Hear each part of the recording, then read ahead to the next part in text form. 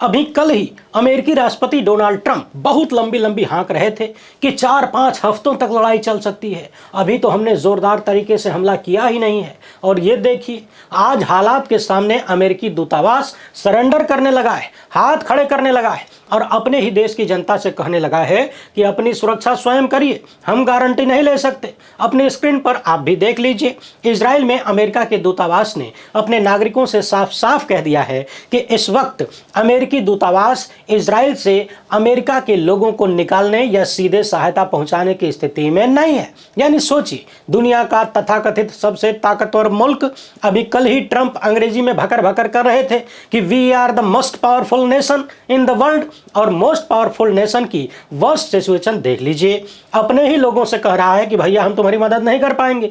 आगे लिखा गया है कि अगर आप लोग खुद ही अपनी सिक्योरिटी का प्लान कर रहे हैं तो जानकारी दे देते हैं कि इजरायली टूरिज्म मिनिस्टर ने 2 मार्च से फला फला जगह से शटल चलाना शुरू कर दिया है। शटल के लिए पैसेंजर लिस्ट में शामिल होने की खातिर आपको मंत्रालय के इवैक्यूएशन फॉर्म के जरिए रजिस्ट्रेशन कराना होगा। लेकिन अमेरिका की एम्बेसी टूरिज्म मिनिस्ट्री के शटल के लिए आपकी कोई सिफारिश नहीं कर सकती। यानी इजराइल के भीतर अमेरिका ने अमेरिकी लोगों को अनाथ छोड़ दिया है। और सुनिए, कहा गया है कि इजराइल की सरकार एक पैसेंजर शटल चला रही है। आप अपने रिस्क पर अपने प्रयासों से उसका प्रयोग कर सकते हैं। हम उस शटल में आपको बिठाने में कोई मदद नहीं कर सकते, कोई जुगाड़ नहीं लगा सकते। और सुनिए, हम आपकी सुरक्षा की गारंटी भी नहीं ले सकते कि आप उस शटल में जाएंगे तो जिंदा रहेंगे कि मार दिए जाएंगे। यूएस एम्बेसी ने साफ साफ लिखा है कि ये कर्टसी के तौर पर हम उन लोगों को बता रहे हैं जो इजराइल छोड़ना चाहते हैं। यानी सोचिए कि जो अमेरिका और जिसके नेता डोनाल्ड ट्रंप अभी कुछ घंटा पहले ही बड़ी बड़ी हाँक रहे थे, उसी ने इजराइल के भीतर ही अमेरिकियों को बेसहारा छोड़ दिया। जिस इजराइल के लिए अपना बहुत कुछ अमेरिका ने दांव पर लगा दिया, उसी इजराइल में अमेरिका के लोग अनाथ हो गए। कोई पूछने वाला नजर नहीं आ रहा। अब समझने वाली बात यह है कि इसी अमेरिका के भरोसे वेस्ट एशिया के तमाम देशों ने अपने अपने देश में अमेरिका को सैन्य अड्डा बनाने के लिए जगह दिया था। उन्हें लगता था कि अमेरिका हमको बचाएगा, लेकिन अमेरिका तो खुद है अपने ही लोगों को नहीं बचा पा रहा है, हाथ खड़े कर चुका है, और वो भी इजराइल के भीतर नहीं बचा पा रहा है, सरेंडर करने लगा है। अब इससे ज्यादा बेइज्जती और क्या हो सकती है। वैसे तीसरे दिन अमेरिका को कई झटके लगे, सिर्फ ईरान से नहीं बल्कि अमेरिका के खास दोस्तों ने भी ठेंगा दिखा दिया है। जैसे स्पेन ने कह दिया कि अमेरिका हमारे देश में जो तुम्हारा सैन्य अड्डा भैया उसका इस्तेमाल मत करना, निकलो यहां से चुपके से। फ्रांस ने भी बहुत तगड़ा ऐलान कर दिया है। ब्रिटेन ने तो ऐसा झटका दिया है कि ट्रंप दुखी हो गए बेचारे। और इन सब के बीच ईरान की जो युद्ध की स्ट्रेटजी है वो काफी चर्चा में है। दुनिया के तमाम वॉर एक्सपर्ट्स बता रहे हैं कि ईरान पत्थर का भाला मार के अमेरिका की सोने की तलवारें तोड़ दे रहा है। तो कैसे तोड़ रहा है ये समझना बड़ा जरूरी है। एकदम आसान भाषा में इसे भी समझेंगे। चर्चा हो रही है कि चीन ने ईरान को मजबूती से मदद करना शुरू कर दिया है। अमेरिकी एयर डिफेंस की ऐसी तैसी होती जा रही है। इसके अलावा कई और मामलों को एकदम आसान भाषा में समझेंगे। राहुल गांधी ने भी इस मामले पर बयान दिया है, यानी ट्वीट किया है। आप लोग बस टकटकी लगाकर देखते जाइए। पहली बार है तो चैनल को सब्सक्राइब करके घंटी बजा दीजिए टन से। हर एक वीडियो को लाइक और शेयर करना आपकी जिम्मेदारी है। इसके अलावा आप जानते हैं कि हम किसी धन्ना सेठ या राजनीतिक दल के दम पर नहीं चलते, तभी खुलकर उन मुद्दों पर बात हो पाती है जिन्हें छुपाने के लिए गोदी मीडिया को पैदा किया गया है। हमारा काम पसंद आता हो तो इस QR कोड या फिर मोबाइल नंबर का प्रयोग करते हुए जो भी हो सके आर्थिक सहयोग भेजने का प्रयास जरूर करें। बहुत बहुत धन्यवाद। सबसे पहले ये देखिए, फ्रांस का कहना है कि वो ईरान के युद्ध को कम करने के लिए चीन के साथ मिलकर काम करेगा, जबकि दूसरी तरफ खबरें आ रही हैं कि चीन खुद ही अमेरिका की पोजीशंस की लोकेशन और तमाम तरीके की मदद ईरान को दे रहा है, जिससे ईरान के हमले सटीक हो पा रहे हैं। आपको याद होगा जब ऑपरेशन सिंदूर चल रहा था तब भी चीन पर इस तरह के आरोप लगे थे कि वो पाकिस्तान की ऐसे ही टेक्निकल मदद कर रहा है। अब एक नजर इधर दौड़ाइए, ब्लूमबर्ग की इस खबर को देखिए। इसने बताया है कि ईरान के पास जो सस्ता वाला ड्रोन है ना, जिसकी कीमत लगभग $20,000 है। अब $20,000 सुनकर आपको लग रहा होगा कि यह सस्ता कैसे है। तो मसला यह है कि हमारे आपके लिए $20,000 बहुत होगा, बहुत बड़ी चीज है। लेकिन जब आप अमेरिका की पैट्रियट मिसाइलों की कीमत जानेंगे तो ये बहुत सस्ता लगने लगेगा, क्योंकि अमेरिका की ये जो मिसाइल है ना, उसकी कीमत लगभग $40 लाख है। अब बताइए, $20,000 ज्यादा है या फिर $40 लाख ज्यादा है। और ईरान कर ये रहा है कि अपने 20,000 वाले ड्रोन को भेज भेज के अमेरिका वाला $40 लाख वाला मिसाइल खर्चा करवा रहा है। कैसे करवा रहा है उसको भी विस्तार से समझेंगे एकदम आसानी से। लेकिन पहले ये जानिए कि इससे होगा क्या। दरअसल युद्ध में लंबे वक्त तक वही टिक सकता है जिसके मजबूत और बड़े हथियार, खर्चीले हथियार बचे रहें। यानी देर तक टिके रहना है तो हथियारों को बचा कर रखना है। और ईरान की ये स्ट्रेटजी पहले भी रही। यानी जून महीने में जब इजराइल ने हमला किया था तब भी ईरान यही कर रहा था, अपने छोटे छोटे ड्रोन भेज के इजराइल के डिफेंस सिस्टम की ऐसी तैसी कर रहा था। अब ब्लूमबर्ग की इस पूरी कहानी को समझने के लिए आपको ये देखना पड़ेगा। हेल्थ रेंजर नाम के एक ट्विटर हैंडल ने ये शेयर किया है और बड़े अच्छे से ढंग से इसको समझाया है कि कैसे ईरान अपना लकड़ी पत्थर का हथियार मार के अमेरिका के सोने की तलवार को बर्बाद कर रहा है। जो नीले रंग में जाल आपको दिख रहा है वो है रडार सिस्टम। यानी दूसरे देश से यदि कोई रॉकेट, ड्रोन या लड़ाकू विमान आएगा तो वो रडार द्वारा पकड़ा जाएगा, इंटरसेप्ट होगा। इसके बाद डिफेंस सिस्टम से मिसाइल निकलेगी और जाके दुश्मन देश से आने वाले हमले पर प्रहार करेगी, यानी उसके हमले को हवा में ही रोक देगी। अब ईरान करता यह है कि अपने 20-20 हजार डॉलर वाले ढेर सारे ड्रोन भेज देता है। अब ये जो डिफेंस सिस्टम है उसको तो खाली इतना पता है कि दुश्मन का हमला हो रहा है या फिर कोई जहाज आ रही है। उसे क्या पता कि जो हमला हो रहा है जिस हथियार से हो रहा है उसकी कीमत कितनी है, 20 हजार का है कि 20 लाख का है। तो होता यह है कि ईरान के 20 हजार डॉलर वाले ड्रोन को मारने के लिए अमेरिका का जो हथियार निकलता है उसकी कीमत 40 लाख से 1 करोड़ डॉलर तक है, जैसे कि इस तस्वीर में बताया गया है। अब आप सोचिए कि ईरान का खर्चा हुआ कितना, 20 हजार डॉलर, और अमेरिका का खर्चा कितना हो गया, 40 लाख से लेकर 1 करोड़ डॉलर तक। और यहाँ तो बात सिर्फ खर्चे की हुई है। ईरान ये भी खेल करता है कि 20-20 हजार के ढेर सारे ड्रोन भेज के अमेरिका इजराइल के डिफेंस सिस्टम को कंफ्यूज कर देता है। उनका डिफेंस सिस्टम इनके सस्ते वाले ड्रोन को निपटाने में उलझ जाता है और इसी बीच ईरान अपना हाइपरसोनिक मिसाइलें दाग देता है और उसके आसपास भी कई और मिसाइलें ऐसी छोटी छोटी मार देता है कि पहले से कंफ्यूज इजराइल अमेरिका का डिफेंस सिस्टम कुछ सोचे समझे उसके पहले ही ईरान का काम हो जाता है। यानी एक तो अमेरिका इजराइल के लिए ये युद्ध बहुत ही खर्चीला होता जा रहा है और दूसरे ईरान अपना टारगेट पूरा कर लेता है। हालांकि ऐसा भी नहीं है कि ईरान को नुकसान नहीं हो रहा है, नुकसान उसका भी है, बहुत है, उस पर भी हमले हो रहे हैं। लेकिन सोचिए कि शायद ये इतिहास में पहली बार हो रहा है जब एक देश दुनिया के सबसे बड़े और मजबूत कहे जाने वाले देश तथा उसके साथियों से भिड़ा हुआ है, कम से कम 1 दर्जन से भिड़ा हुआ है, सबके छक्के छुड़ा रहा है और ऐसे छक्के छुड़ा रहा है कि वो लोग अपनों को भी नहीं बचा पा रहे हैं। वहीं कुछ लोग ये भी दावा कर रहे हैं कि अमेरिका ईरान के पूरे सैन्य हथियारों को नष्ट कर सकता है क्योंकि उसके पास बंकर बस्टर बम है, यानी जमीन के भीतर रखी हुई चीजों को भी तबाह करने की क्षमता है। लेकिन आगे जो मैं कहानी आपको बताने जा रहा हूं जरा ध्यान से सुनिएगा, तभी पता चलेगा कि क्या अमेरिका सच में ईरान के हथियारों को समाप्त कर सकता है।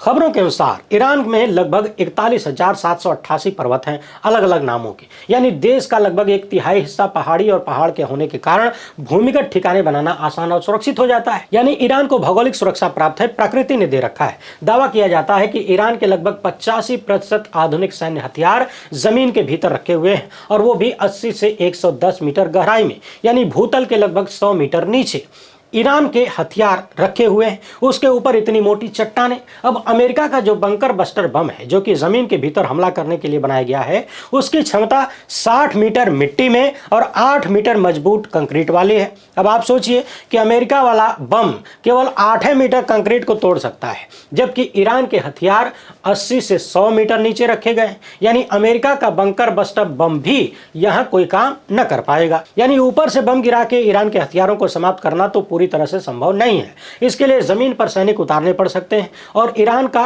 कुछ पहाड़ी वाला क्षेत्र ऐसा भी है जहां अमेरिका के सैनिक टिक ही नहीं पाएंगे। ट्रंप ने भले ही कल ऐलान कर दिया कि जरूरत पड़ने पर जमीन पर भी सैनिक उतार देंगे, लेकिन ईरान में अमेरिकी सैनिकों को उतारना मौत के मुंह में झोंकने जैसा होगा। वैसे भी अमेरिका के पास बंकर बस्टर बमों की संख्या 150 से 200 ये बताई जाती है। अब कहा जा रहा है कि अमेरिका के पास 4 विकल्प बचे हैं, या तो वो 8 लाख से ज्यादा सैन्य कर्मी यानी अमेरिकी सैनिक पहाड़ी क्षेत्र में उतार दे, ईरान के ऐसे क्षेत्र में जिस क्षेत्र के बारे में अमेरिका के सैनिक कुछ नहीं जानते, यानी मौत के कुएं में झोंक दे, या फिर अपने सभी बम गिरा दे और ज्यादा बमों को बनाए। तीसरा विकल्प है कि ईरान को खुद ही अपना भंडार खत्म करने दे अमेरिका, यानी ईरान दनादन अपनी मिसाइलें आसपास मारता रहे। लेकिन इससे होगा ये कि बहुत जल्द खाड़ी क्षेत्र गजा जैसा तबाह हो जाएगा, एकदम सपाट जमीन बन जाएगी। या फिर ट्रंप नेतन्याहू को बलि का बकरा बना के बातचीत की प्रक्रिया शुरू कर सकते हैं।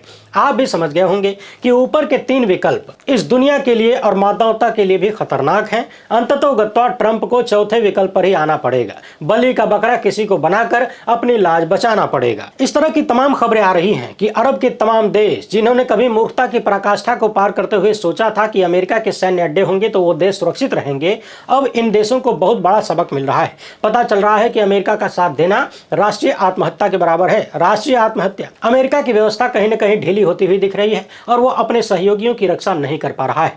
और सहयोगियों को छोड़िए, अपने ही नागरिकों की रक्षा इजराइल में नहीं कर पा रहा है। अन्य देशों की बात ही क्या करें। इन सारी चीजों को देखकर ब्रिटेन ने अपने हाथ पांव पीछे खींच लिए। कम से कम शुरुआत में तो खींच ही लिया और कई देशों ने खुद को इससे अलग कर लिया। इसी बीच चर्चा यह भी है कि चीन के विदेश मंत्री ने ईरान के विदेश मंत्री से बातचीत किया, समर्थन देने का वादा किया है। लगे हाथ चीन ने अमेरिका और इजराइल से तुरंत मिलिट्री ऑपरेशन को रोकने, टेंशन को कम करने की अपील भी कर दिया। मगर जानकारों के बीच चर्चा यह भी चल रही है कि चीन बैकडोर से ईरान की तरह तरह से मदद भी कर रहा है। बीबीसी की रिपोर्ट देखिए, ईरान के जवाबी हमले से अमेरिकी एयर डिफेंस सिस्टम पर सवाल उठने लगे हैं और जो देश अमेरिका के भरोसे बैठे थे उनकी टेंशन बढ़ गई है। बहरीन में ईरान ने अमेरिका के नौसैनिक बेस को निशाना बनाया। इसके बाद अमेरिका के एयर डिफेंस सिस्टम की पोल खुल गई। इस वीडियो में दिखाया गया है कि किस तरीके से एक सिंगल ईरान के सस्ते वाले ड्रोन ने अमेरिका के $1 बिलियन के रडार सिस्टम को कतर में तबाह कर दिया।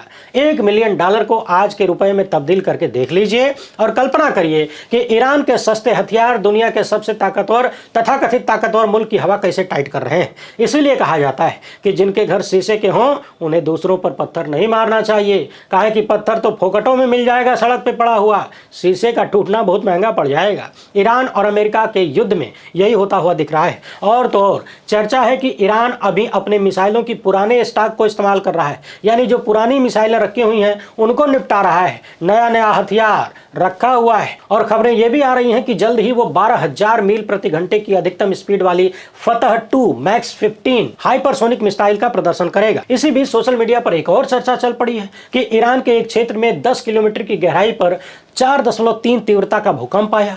कुछ रक्षा विशेषज्ञ इस बात पर संदेह जता रहे हैं कि क्या यह भूकंप परमाणु परीक्षण से जुड़ा हो सकता है। अगर यह सच है कि ईरान ने परमाणु परीक्षण कर लिया है तो फिर इसके वैश्विक परिणाम क्या होंगे। ये वीडियो शूट होने तक ईरान के परमाणु परीक्षण से संबंधित कोई आधिकारिक पुष्टि नहीं हुई थी, मगर एक चर्चा ये भी शुरू हो चुकी है। देखते जाइए, आने वाले वक्त में पता चलेगा कि क्या ईरान ने सच में युद्ध के बीच में यह भी कर लिया है। अपने स्क्रीन पर इस भीड़ को देखिए। ये भीड़ उन 165 स्कूली छात्राओं के लिए अंतिम संस्कार जुलूस में शामिल होने के लिए आई है जिन्हें अमेरिका इजराइल ने स्कूल पर बम मार के हत्या कर दिया। क्या इस भीड़ को देखकर आपको लग रहा है कि ईरान की जनता अमेरिका इजराइल की ताकत से डरी हुई है, या फिर अपने सर्वोच्च नेता के मारे जाने के बाद और भी ज्यादा गुस्से में है और ज्यादा भीतर से मजबूत हो गई है।